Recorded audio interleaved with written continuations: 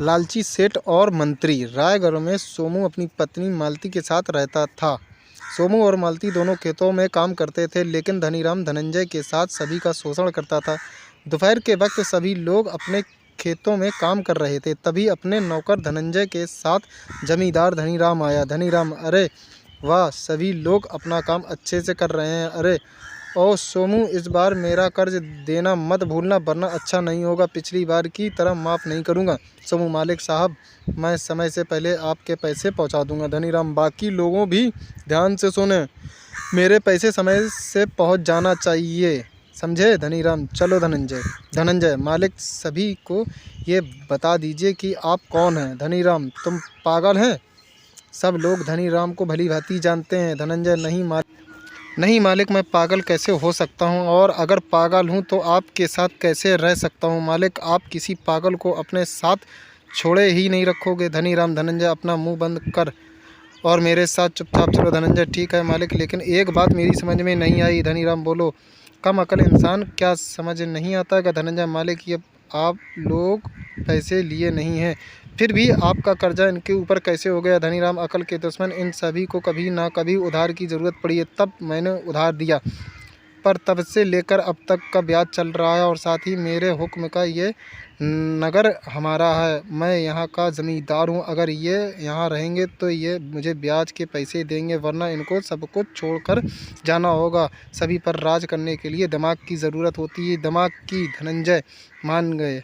मालिक, आपको गरीबों का खून चूसना तो कोई आपसे सीखे। धनीराम, क्या कहा तुमने? धनंजय, कुछ नहीं मालिक, कुछ नहीं। धनीराम, अपनी अकल का ही इस्तेमाल कर, आज मैं मालिक बना हूँ, समझ?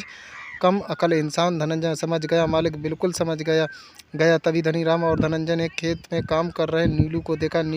अकेला काम कर रहा धनीराम ने नीलू से कहा, नीलू आओ, लाओ भाई, मुझे इस बार के ब्याज के पैसे दो। नीलू, मालिक, अभी मेरे पास पैसा नहीं है। धनीराम, मुझे अभी पैसा चाहिए। नीलू, मेरे पास अभी सच में पैसा नहीं है मालिक, सच बोल रहा हूँ, थोड़ा वक्त और दे दीजिए मालिक। धनीराम, ठीक है, अगर पैसा ना सही अपने दोनों बैल मुझे दे दो। नीलू, मेरी बीवी बच्चे भूखे बैठेंगे मालिक, अगर मेरे बैल आप ले गए, मुझे और मेरे बच्चों को 2 वक्त का खाना भी नसीब नहीं रहेगा, रहम करो मालिक। धनीराम, हाँ हाँ, मैं तुम पर कोई रहम नहीं करूँगा। धनंजय, इसके दोनों बैल घर ले चलो, जो भी ब्याज के पैसे नहीं देगा हम उसके साथ ऐसा ही करेंगे। गरीब आदमी नीलू ने दोनों बैल धनीराम के धनंजय दोनों घर चले गए। तभी उन्होंने देखा कि मंत्री उनके घर पर बैठा था। धनीराम, आइए आइए मंत्री जी, ये हमारा सौभाग्य कि आप हम गरीबों लोगों की झोपड़ी पर पता नहीं। मंत्री, धनीराम जी, आप तो भोले वाले गांव वालों को खूब लूट रहे हो, इतने के बाद भी आप गरीब कैसे हो सकते? धनीराम, आप भी कुछ कम नहीं हो। मंत्री, हाँ हाँ हाँ, तभी तो हमारी ये दोस्ती है।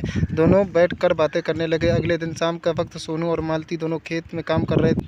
कुछ देर में दिन छुप जाएगा, मुझे लगता है कि अब हमें घर चलना चाहिए। सोनू, अभी हम खेत का सारा काम भी नहीं कर पाएंगे। मालती, हाँ, सुबह आकर कर लेंगे, क्योंकि अभी बहुत देर हो चुकी। सोनू, खेत में पानी की बहुत ज़रूरत है, तुम घर चलो, मैं आता हूँ। तभी वहाँ धनीराम धनंजय के साथ फिर से आ गया। धनीराम, सोमू, सोमू जी मालिक। धनीराम, घर जा रहे हो? अभी यह कहकर काम शुरू करो। सोमू, नहीं नहीं, मैं काम कर रहा हूँ, मैं घर नहीं जा रहा हूँ। धनंजय हाथ में फावड़ा उठाकर खेत से मिट्टी हटाने लग गया। धनीराम भी खेत में घूम रहा था, लेकिन तभी खेत में फावड़े से कुछ टकराने की आवाज़ आने लगी।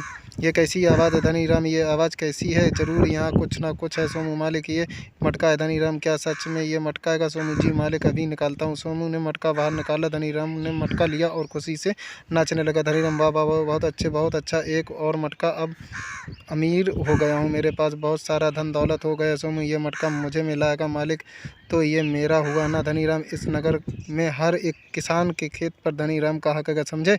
ये मटका मेरा है। सोमू, मेरे खेत में मिला है तो आप ऐसे नहीं ले सकते हैं। धनीराम, ये नगर मेरा है और मंत्री जी मेरे मित्र हैं, इसलिए अपना मुंह बंद रखो, नहीं तो मैं मंत्री जी को यह मटका दे दूंगा और तुम्हारा कारागार में बंद करवा दूंगा। सोमू, मालिक, ये मटका मुझे दे दो, मैं गरीब आदमी हूँ, मेरा परिवार का भला हो जाएगा। धनीराम, नहीं, तुम्हें यह मटका नहीं दूंगा। यह सुनकर सोमू और मालती दोनों उदास होकर अपने घर चले जाते हैं। रात के वक्त अपनी झोपड़ी में मालती उदास बैठी थी। सोमू, अब तुम्हें क्या हुआ? अगर तुम इतनी उदास क्यों हो? मालती, हमें किस्मत से धन मिला था और बेबी हाथ से जाने दिया। सोमू, मैं कहकर क्या कर सकता था, वो बहुत ताकतवर लोग हैं, राजा साहब से हमें झूठा फंसवा देंगे। मालती, हाँ, लेकिन उसे बुरे इंसान के पास धन क्यों रहेगा? मुझे लगता है हमें राजा साहब की मदद लेनी चाहिए। उन्हें सब सच सच की हिम्मत करनी होगी सोमू, मैं यही चाहता हूँ। पर हम ये सब कैसे कर सकते हैं मालती? हम कल राज दरबार में चलेंगे। हमारा राजा बहुत दयालु और ईमानदार है। मुझे राजा साहब का पूरा विश्वास है कि इस पापी से हमको बचा लेंगे। सोमू तुम कहती हो तो ठीक है, वरना जमींदार के खिलाफ बोलने की कोई हिम्मत नहीं करता है। मालती अब तुम सो जाओ,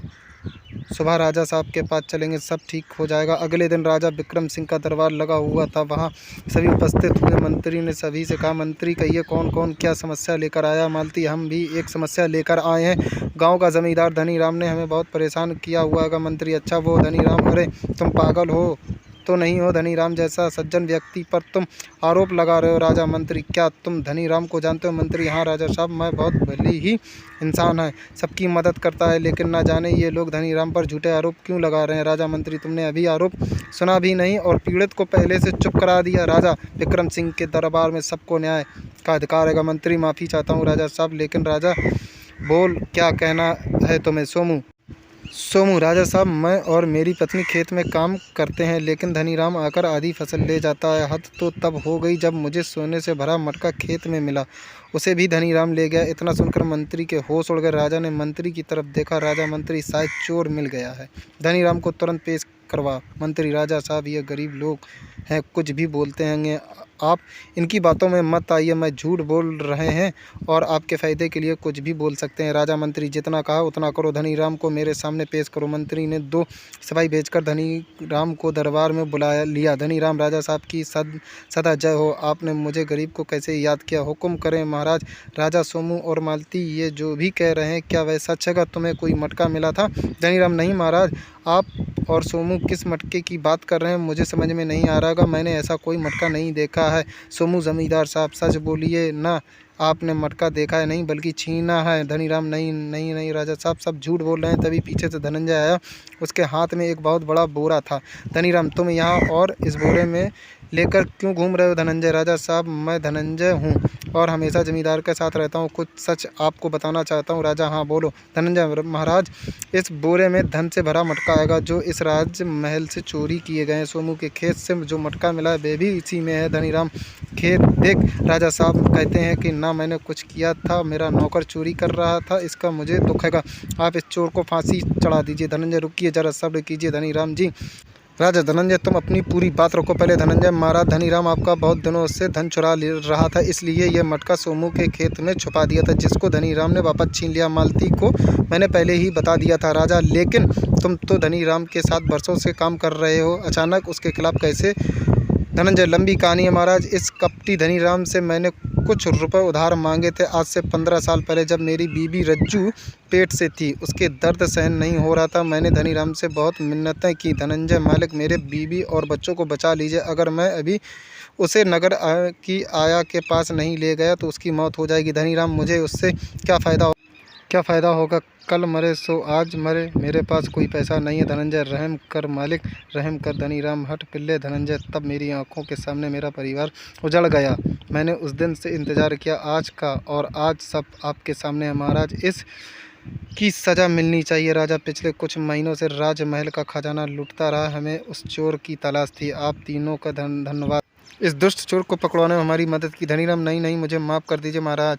राजा सिपाहियों धनीराम से सारा धन वापस लेकर इसे उम्र भर के लिए कारावास में डाल दो। सिपाहियों धनीराम को लेकर जाने लगे, लेकिन तभी धनीराम ने रो रो कर कहा, धनीराम महाराज मैंने गलती की है और मुझे सज़ा स्वीकार है, लेकिन मैंने ये अपराध अकेले नहीं किया है, इसलिए मेरे साथी को भी सज़ा भेज दीजिए। राजा कौन है तुम्हारा साथी? धनीराम आपका कपटी मंत्री, जो चोरी करके राजा महल का धन मुझे देता था और इसमें हिस्से भी लेता था। राजा क्या मंत्री जी, आप पर भी तो मैंने सहमत राज्य का कारोबार सौंप रखा था और आप भी इस कृत्य में शामिल हो गए। सिपाहियों इस राज्य को भी ऐसे कपटी मंत्री की कोई ज़रूरत नहीं है कि जिसने न सिर्फ धन लूटा बल्कि गरीब किसानों को दुखी किया। कपटी मंत्री को भी अभी फांसी लगा दी जाए। मंत्री नहीं नहीं नहीं मुझे माफ़ कर दीजिए महाराज, माफ़ कर दीजिए। सिपाहियों मंत्री और धनीराम को ले गए।